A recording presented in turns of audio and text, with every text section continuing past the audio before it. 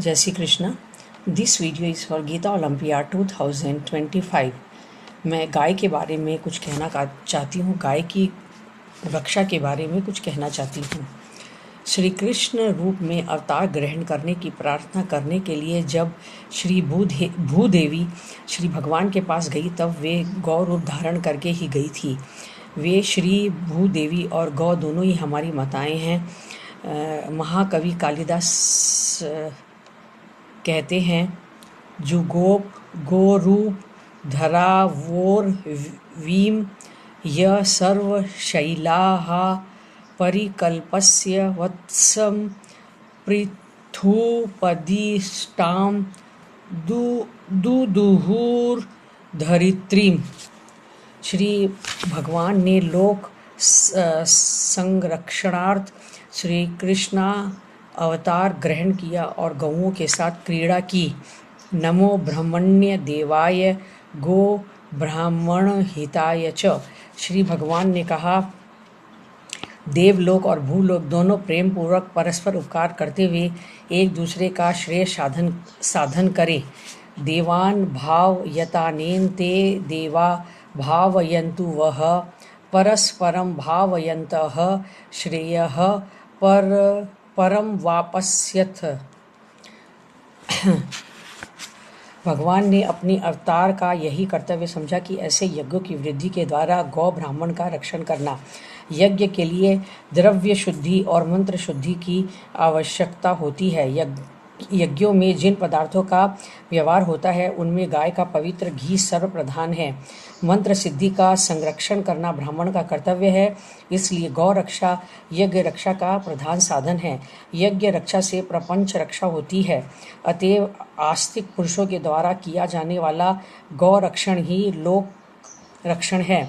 लौकिक दृष्टि से विचार करने पर भी यही सिद्ध होता है कि सब लोगों को बड़ी सावधानी के साथ गौ संरक्षण करना चाहिए।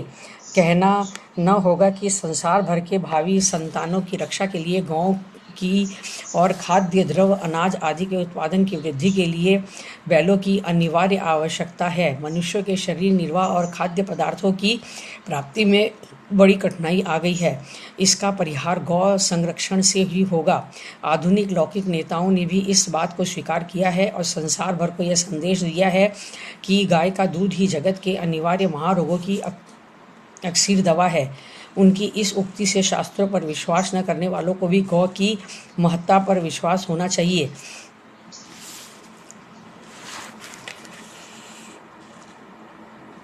कोढ़ आदि महारोगों के लिए गाय का दूध एकमात्र अनुभव सिद्ध औषध है। इस नवीन तत्व को एक राष्ट्रीय नेता ने और दूसरे एक अंग्रेजी डॉक्टर ने बतलाया है। इससे भी उपयुक्त पंचगव्य प्राशन के श्लोकों की पुष्टि होती है, क्योंकि कुष्ठ रोग चर्म और अस्थि का ही प्रधान बाधक है।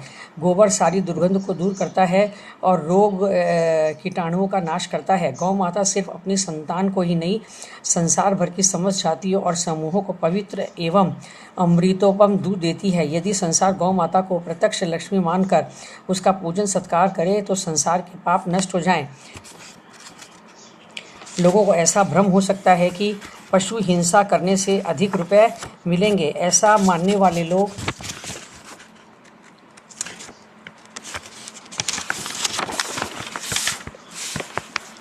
धोखा खाकर स्वयं तो नरक में पड़ते ही हैं, दुनिया में पाप बढ़ाकर उस पाप के परिणाम स्वरूप जगत पर महान विपत्तियों की वृद्धि में भी कारण बनते हैं। अब जबकि लड़ाई बंद हो गई है, दुनिया के सुधार के लिए जैसे भी हो अधिक से अधिक गायों की आवश्यकता होगी। यह बात सुशिक्षित पुरुषों के द्वारा प्रत्येक किसान की झोपड़ी तक पहुंचनी चाहिए और उन्हें पशु रक्षण के लिए प्रोत्साहित करना चाहिए।